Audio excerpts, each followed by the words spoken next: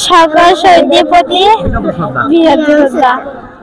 সকল শহীদদের প্রতি আমরা বিনম্র জানাচ্ছি।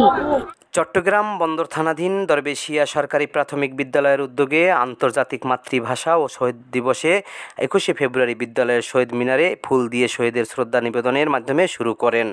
বিদ্যালয়ের এডহক কমিটির সম্মানিত সদস্য ওবায়দুর রহিম খসরু সকল শহীদের আত্মার মাগফিরাত কামনা করেন এবং আন্তর্জাতিক মাতৃভাষা দিবস বিষয়ে গুরুত্বপূর্ণ বক্তব্য প্রদান করেন।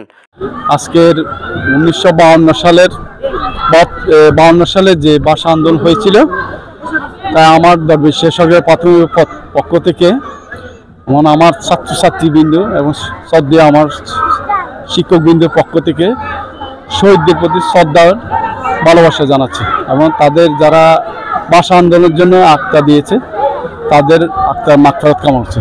সবাইকে আমার শ্রদ্ধেয় সালাম জানাচ্ছি। এ সময় আরও উপস্থিত ছিলেন ভারপ্রাপ্ত প্রধান শিক্ষক মোহনলাল দাস, সহকারী শিক্ষক মাসরুল আলম,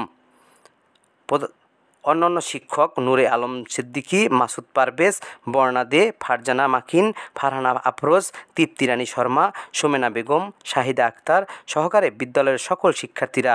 পরবর্তী বিদ্যালয়ের শিক্ষার্থীদের মাঝে চিত্র অঙ্কন ও রচনা লিখন প্রতিযোগিতার আয়োজন করা হয় ও বিজয়ীদের পুরস্কার দেওয়া হয়। পরিশেষে দোয়া মোনাজাতের মাধ্যমে অনুষ্ঠানের সমাপ্তি করেন। 1952 সালে যারা ভাষার জন্য আত্মত্যাগ করেছে তাদের স্মরণের জন্য আজকে আমরা যে ফুল দিলাম শহীদ মিনারে, সেই জন্য আসলাম। আজকে ছাত্রছাত্রী সবাই উপস্থিত। সকল শহীদদের আত্মার মাগফিরাত কামনা করছি। সকল শহীদদের প্রতি শ্রদ্ধা জানাচ্ছি। সকল শহীদের প্রতি শ্রদ্ধা জানাচ্ছি।